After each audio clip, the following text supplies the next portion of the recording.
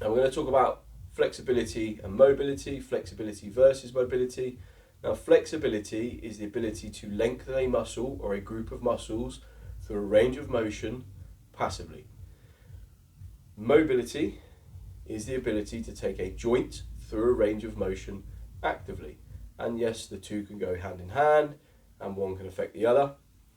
A lot of people are still under the opinion that the more mobile or the more flexible you are, the less likely you are to become injured. Now, this simply isn't true.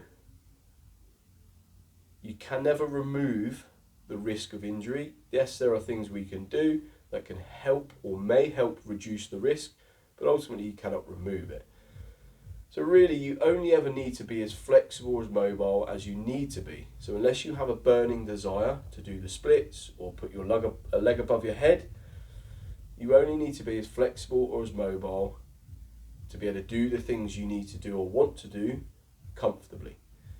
So you may, if you're somebody that is doing hours upon hours of flexibility and mobility training, you may want to ask yourself if you're using that time wisely. Now, by all means, if you feel better for it and you have the time to do it and you want to do it, then you can carry on doing that.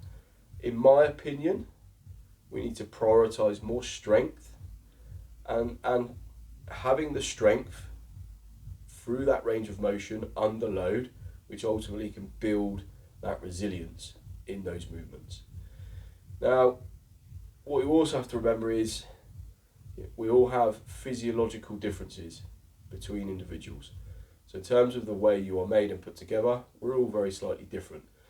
So equally, if you're somebody that spends hours and hours doing some mobility or flexibility, you may never still be able to move in a certain way or perform an exercise in a certain way, the way you think you should be doing it or the way somebody else is doing it, because simply your body doesn't move or isn't shaped that way.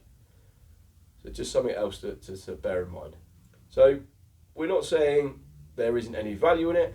So by all means, if you want to be doing it, you feel better for it, it gives you the confidence when you are exercising or training, by all means do. But just think about how much you're doing and whether you really need to commit as much time to it as you do.